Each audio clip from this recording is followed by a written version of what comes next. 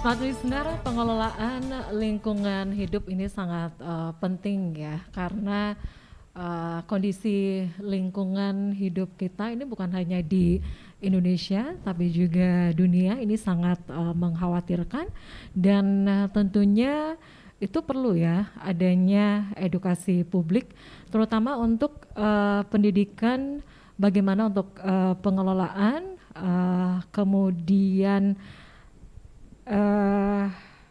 ya pengelolaan, kemudian pengembangan dan juga bagaimana untuk pengendalian lingkungan hidup bagi masyarakat ya. Nah, untuk itu Smart Listeners bersama dengan Pusat Pengendalian Pembangunan Ekoregion Sulawesi dan Maluku atau P3E Suma, kembali kita bersama di Smart Eco Life yang tentunya merupakan spesial program yang kami hadirkan setiap hari Selasa ya. Dan untuk hari ini kita membahas mengenai gerakan peduli berbudaya lingkungan hidup di sekolah ya. Jadi sekali lagi untuk tema kita kali ini gerakan peduli berbudaya lingkungan hidup di sekolah ya. Dan untuk hari ini saya juga sudah bersama dengan narasumber kita, tamu spesial yang sangat luar biasa ini sudah hadir di studio ya. Langsung saja saya sapa. Di sini ada Mbak Rina Triani, SEMAP. Beliau merupakan Kasubit Evaluasi Dampak Pengendalian Pembangunan Ekoregion P3E Suma. Assalamualaikum warahmatullahi wabarakatuh. Selamat siang, Mbak. Waalaikumsalam warahmatullahi wabarakatuh, Mbak Firsa, dan selamat siang. Gimana kabarnya, Mbak Rina? Alhamdulillah.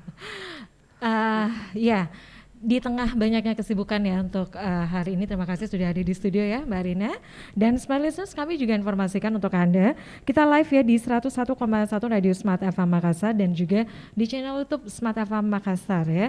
Dan untuk perbincangan siang ini tetap ya dengan prokes ya, dengan menggunakan masker karena pandemi belum berakhir ya Mbak Rina. Baik, langsung saja. Gerakan peduli berbudaya lingkungan hidup di sekolah ya. Di awal nih Mbak Rina mungkin bisa memberikan penjelasan juga nih, gambaran apa sih gerakan peduli dan berbudaya lingkungan hidup di sekolah? Ya. Silakan Mbak Rina. Baik Mbak Mirsa, gerakan peduli dan berbudaya lingkungan hidup di sekolah itu adalah gerakan aksi secara kolektif, sadar, sukarela, berjejaring dan berkelanjutan yang dilakukan oleh sekolah dalam rangka menerapkan perilaku ramah lingkungan hidup di sekolah. Dan gerakan ini bukan untuk anak sekolah, tetapi semua peran warga sekolah yang ada di dalam sekolah tersebut, kepala sekolah, tenaga pendidik, peserta didik ya anak sekolah itu sendiri, kemudian dewan pendidik, komite sekolah, dan masyarakat yang ada di sekitar sekolah itu.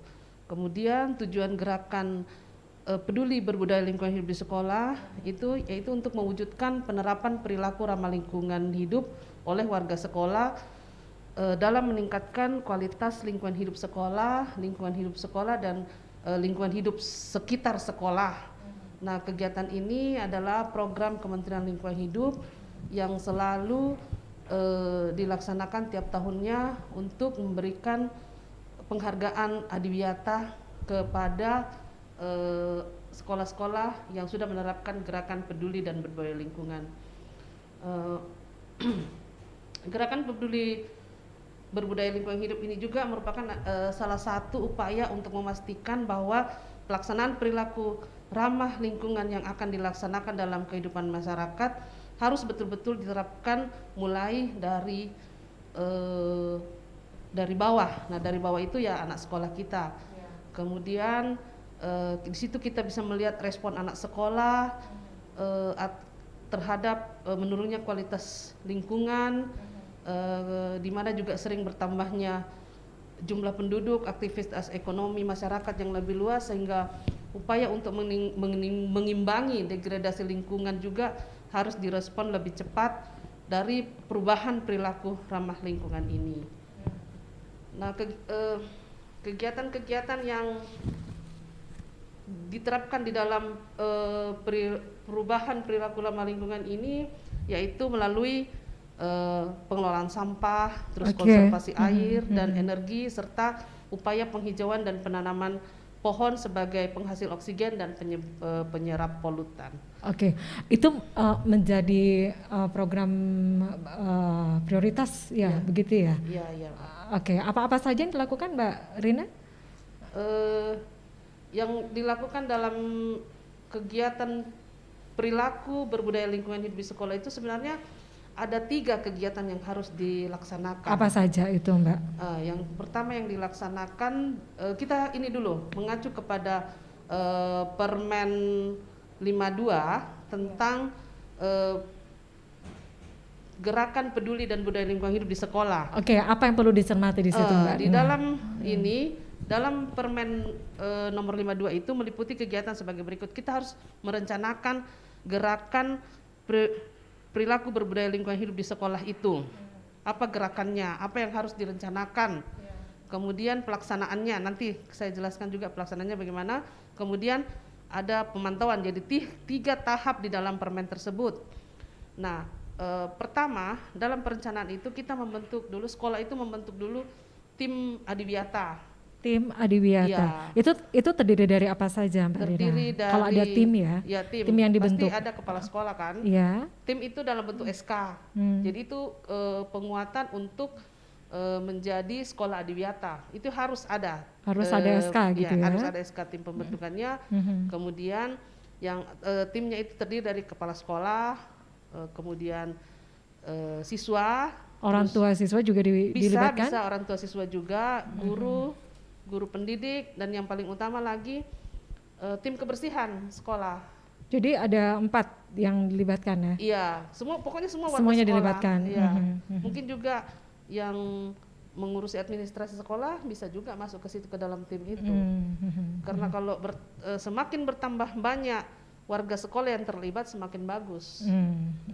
Karena tidak mungkin kan anak-anak sekolah yang mau kerja, yang mau beraktivitas terus tanpa dibantu gitu ya. Tanpa dibantu, pasti harus ada.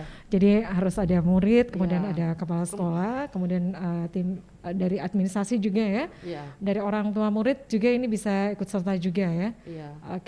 Kemudian rencana kedua yaitu ini masih masuk dalam tim perencanaannya. Perencanaan ya. Rencana kedua yaitu laporan EDS. EDS itu evaluasi diri sekolah. Laporan evaluasi diri sekolah. Artinya begini Mbak, sebelum menjadi sekolah adiwiyata, sekolah itu harus mengevaluasi dulu sekolahnya, karena evaluasi diri sekolah itu merupakan laporan yang sangat penting dalam melaksanakan gerakan perilaku berbudaya lingkungan hidup sekolah. Contohnya laporan evaluasi itu seperti dulu sekolahnya kotor, dulu sekolahnya kena banjir. Lalu perencanaannya bagaimana? Untuk bisa untuk ke depan, supaya sekolah ini bersih. Tidak banjir lagi ya. Tidak banjir lagi. Jadi sekolah itu mengevaluasi dirinya, dia memberikan semacam argumen bahwa sekolah saya dulu kotor. Kemudian perencanaannya kalau kotor dia harus membersihkan sekolahnya dengan cara tiap hari Jumat ada yang namanya bersih-bersih. Itu contoh.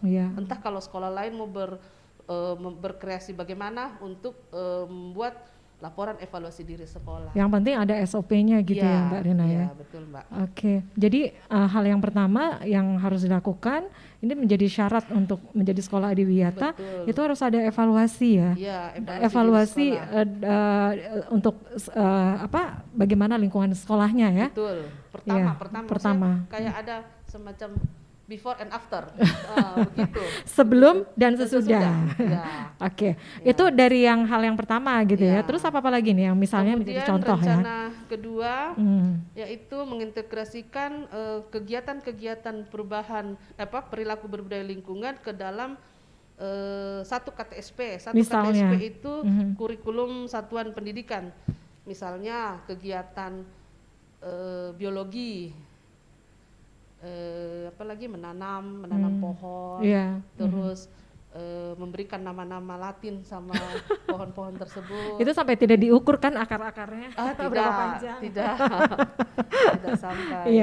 Itu kan mengajarkan anak-anak bahwa ini kaitannya antara perilaku berbudaya lingkungan hidup di sekolah dengan ini mata pelajarannya. Itu. Kemudian hal lain Gerakan lagi. selanjutnya yaitu terintegrasi dengan RPP. Nah itu gimana tuh Mbak Rina? RPP itu rencana pelaksanaan pembelajaran, sama dengan tadi KTSP, tapi ini betul-betul sudah diterapkan di lapangan. Contohnya kalau mau belajar IPA, kita di luar dulu belajar tentang alam, belajar di alam, kemudian matematika, mengukur sampah-sampah yang belum dikelola. Misalnya banyak sampah daun, dihitung dulu, maksudnya dihitung, ditimbang, ditimbang dulu, kemudian sesudah dikelola menjadi kompos, baru ditimbang lagi berapa sampah yang bisa terkelola, mungkin begitu. Ya, jadi langsung pada prakteknya gitu ya. Ya. Kemudian kita masuk ke pelaksanaannya, Mbak. Pelaksanaan gerakan itu. Ini kan baru perencanaan, kemudian kita masuk untuk pelaksanaannya. Pelaksanaannya itu sudah penerapan. Sudah penerapan, mengintegrasikan aksi penerapan perilaku ramah lingkungan hidup di sekolah, antara lain yaitu kebersihan, fungsi sanitasi, kemudian drainase, kebersihan drainase, terus pengelolaan sampah, penanaman dan pemeliharaan pohon, kemudian konservasi air, konservasi energi, nanti saya jelaskan, kemudian inovasi yang terkait dengan penerapan perilaku berbudaya lingkungan hidup di sekolah berdasarkan identifikasi pengelolaan lingkungan hidup di sekolah. Kemudian aksi penerapan perilaku berbudaya lingkungan hidup di sekolah untuk masyarakat sekitar sekolah, kemudian membentuk jejaring kerja dan komunikasi, kemudian kampanye dan publikasi gerakan perilaku berbudaya lingkungan hidup di sekolah. Oke, ini jadi untuk perencanaan itu ada beberapa poin, kemudian untuk pelaksanaannya juga beberapa poin di sini ya. Kita akan jelaskan sebentar ya. Oke. Kita break dulu ya untuk saat, dan smart listeners, sekali lagi kita masih berbincang tentunya tentang gerakan peduli berbudaya lingkungan hidup di sekolah, masih menghadirkan Mbak Rina Triani, Kasubdit Evaluasi Dampak Pengendalian Pembangunan Ekoregion P3E Sumaya, Pusat Pengendalian Pembangunan Ekoregion Sulawesi dan Maluku. Kita break untuk sesaat, dan untuk Anda yang ingin bertanya, silakan kami mengundang Anda, silakan di WhatsApp di 0811 46 10 11 dan juga live chat ya di channel YouTube Smart FM Makassar. Kami break untuk sesaat, Anda jangan kemana-mana, tetap bersama kami.